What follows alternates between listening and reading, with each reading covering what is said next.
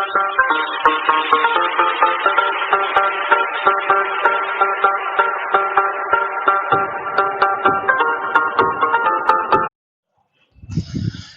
morning student, welcome to Mank Mathmania YouTube channel. I hope you are doing well. Today we will discuss high school linear equation with two variable, in which we will discuss how to solve linear equation with two variable by graphical method. Graphical method से हम कैसे solve करेंगे ये linear equation, ये सारी चीजें आपको जानने को मिलेगा. So a lot to know, a lot to discuss, but before starting this lecture, please like, share, subscribe Mank Mathmania YouTube channel. आइए चलिए बात कर लेते हैं.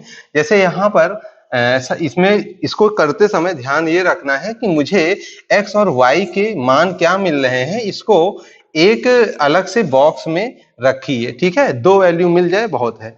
जैसे मैं इस पहले वाले लीनियर इक्वेशन को, पहले वाले रैखिक समीकरण को हम डिब्बे में रखना चाह रहे हैं. इससे जो प्राप्त वैल्यू होंगी उसको हम इसी डिब्बे में रखेंगे, इस बॉक्स में. ठीक है, आइए हम बात कर रहे हैं. जैसे पहला इक्वेशन है 3x + y + 1 = 0, तो इसको हम दो रूप में लिख सकते हैं. हम आपको ये बताना चाह रहे हैं कि दो रूप में जो आसान पड़े पहले उसी को चूज कीजिए. अब जैसे 3x + y + 1 = 0 है. अगर ये 0 है तो यहां से हम इसको कह रहे हैं कि y = -1 - 3x लिख सकते हैं. ठीक है, एक ये पूरा सिस्टम बन रहा, और एक क्या बन सकता है, यानी y को मैंने x के रूप में बदल दिया है.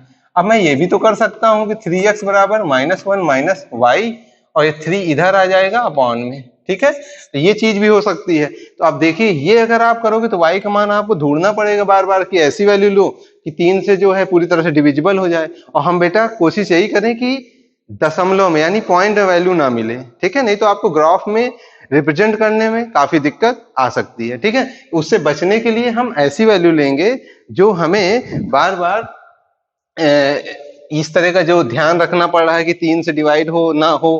ठीक है, इससे बचने में आपको मतलब इतना बचना पड़ेगा आपको. ठीक है, तो आइए हम बात कर लेते हैं. जैसे यहाँ पे y = 1 - 3x है, साथ में माइनस है, तो हम इसी को चूज कर रहे हैं, यहां से वैल्यू रखेंगे. जैसे सबसे पहले हम क्या रखने जा रहे हैं, x का मान 0, तो यहां रख दीजिएगा x = 0. रखने पर अगर x = 0 रखोगे आप, ठीक है, तो आपको क्या क्या वैल्यू मिलेगी, तो y = -1 और -0, यानी ओवरऑल -1 मिला.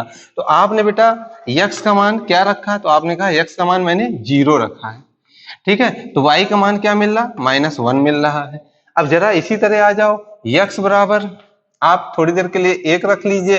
ठीक है, अगर आप 1 रखोगे तो -3, -1 तो है ही, -3 ब्रैकेट में -1, यानी -1 + 3 हो जाएगा. ठीक है, x बराबर मैंने क्या रखा है, x बराबर -1 रखने पर आप 1 भी रख सकते हो, जैसे +1 रख रहे हो. जैसे x बराबर 1 रखने पर, मैं ये भी दिखा दे रहा हूँ, x बराबर 1 रखने पर तो आपको क्या मिलेगा, यहाँ +1 और यहाँ ओवरऑल फिर -3 हो जाएगा. -3 -1 मिलके -4. तो आप देख रहे हो x का मान आप -1 रखते हो तो y का मान जो है आपका क्या बन रहा होता है, y का मान -4 आ रहा होता है. ठीक है, समझ रहे हो ना इस चीज को. अब देखो यहां से ये पूरी टेबल भर गई है, दो ही मान निकालना सफिशिएंट, फालतू में समय नहीं नष्ट करना है. तो आपको जब ये पॉइंट पता चल गए हैं इस लाइन से, अब आइए दूसरी वाली लाइन ले लेते हैं. दूसरी लाइन 2x - 3y + 8 = 0.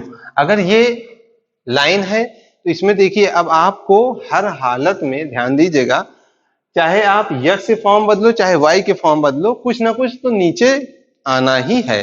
अब जैसे यहाँ 2 आ रहा, यहाँ पर 3 आ रहा. ठीक है, तो आप देखिए इसमें तो मजबूरी में बेटा करना ही पड़ेगा, समय नष्ट क्या, या तो आपको कैलकुलेशन फास्ट या कुछ वर्क आपको एक्स्ट्रा करना ही पड़ेगा इस क्वेश्चन में, मतलब इस वाले रैखिक समीकरण में.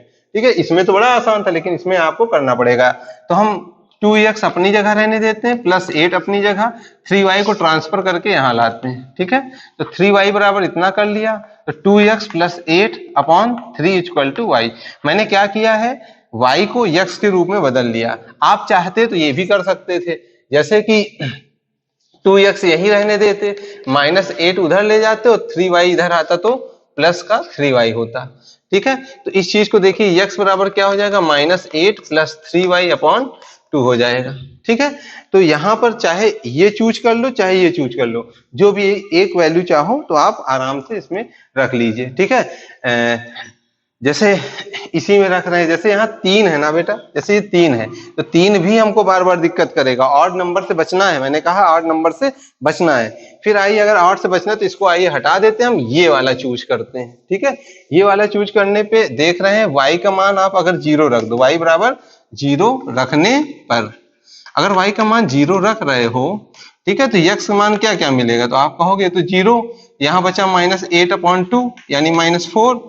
ठीक है, अब यहाँ पर देखो y बराबर मैं 1 रखूं अगर थोड़ी देर के लिए, 3 1 जा 3, 8 में से 3 सब्ट्रैक्ट होगा -5 का हाफ 2.5 हो जाएगा।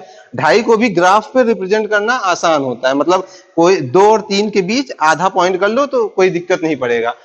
चलिए हम कर लेते हैं, नहीं तो अगर आपकी इच्छा है तो यहाँ पर मैं y की वैल्यू अगर 2 रख लूं, y की वैल्यू 2 रख लूं तो 3 2 जा 6, 8 में से 6 सब्ट्रैक्ट होगा तो -2, ये ज्यादा सही है। y बराबर क्या कर लो, y बराबर 2 रखने पर, y बराबर 2 रखने पर अगर आप 2 रखे, ठीक है, y का मान 2 रखे तो x बराबर -8 और 3 2 जा 6/2, 8 में से 6 गया, -2/2 कट जाएगा और आप देख रहे हैं x का मान बेटा क्या आया, -1। ठीक है, देखो अब हमें टेबल बनाना है, मैं टेबल यहां बना रहा हूं ताकि ग्राफ उधर मैं खींच सकूं।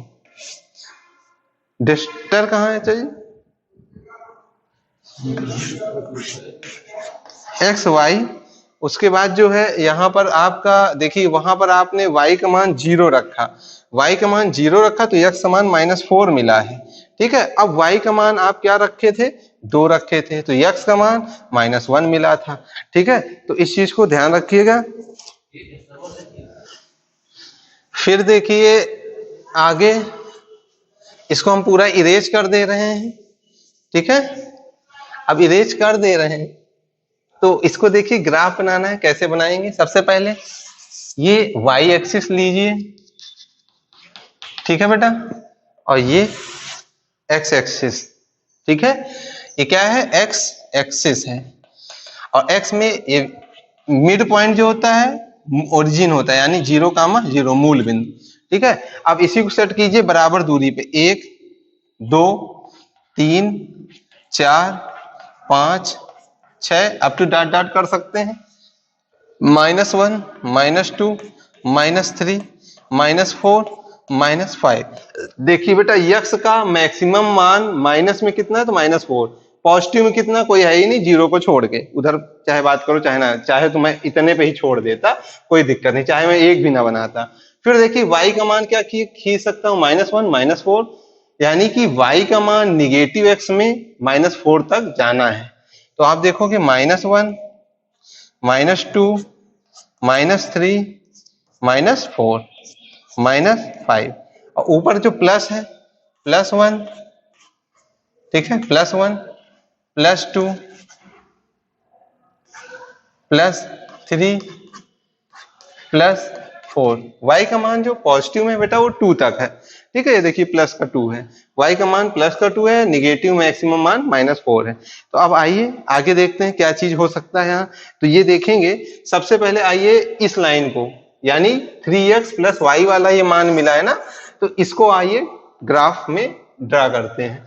सबसे पहले देखिए ये पॉइंट 0, -1, 0, ढूंढोगे तो 0 तो यही है, -1 का मतलब ये पॉइंट आपका क्या है, 0, -1। ठीक है, अब आगे देखिए जरा, ये पॉइंट दूसरा -1, -4, तो -1, -4, तो -1 ये है, x का -1 ये है और -4 y का। तो आप देखोगे ऐसे ऐसे जा रहे हो, ये पॉइंट आपका क्या मिल रहा है, -1, -4। ठीक है, आप देखेंगे ये पॉइंट मिल रहा है, ठीक है, और ये मिल रहा है, आपका 2 पॉइंट था ना, 0, -1 था और -1, -4 था, मैंने दोनों ही ड्रा कर लिया। ठीक है, अब आइए बात करते हैं, जैसे ये है x बराबर क्या है आपका, x बराबर है -4, -4 तो ये है, ठीक है, और 0 है y का, तो y का 0 मतलब ये कहीं नहीं बढ़ेगा। ठीक है, तो इसलिए -4, 0, भाई 0 है ना, y का मान 0 ना ऊपर जाएगा ना नीचे जाएगा। फिर -1, 2 है, तो -1, x का मान -1 कहाँ है, यहाँ है। ठीक है, प्लस का 2 कहाँ है, यहाँ है, तो ये चीज हो गया। ठीक है, तो अब देखिए यहाँ पर अगर हम इसको ड्रा करें बेटा, ये जो है ऐसे काट रहा है ना, और जो ये लाइन है सीधे जा रही थी ऐसे और ये यहीं काट रही थी, तो ये पॉइंट देखिए एक दूसरे को काटते हुए मिल रहा है और ये पॉइंट है क्या, -1 और -2।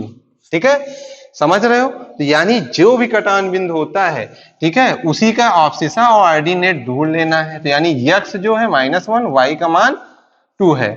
आपको अगर आंसर की चेक करना है कि आंसर सही है या नहीं, तो यही वैल्यू उठा के किसी एक में भी रख दोगे तो वैल्यू आपका आ जाएगा। ठीक है, तो ये था आपका आंसर, यानी x बराबर -1 और y बराबर क्या है, 2 है।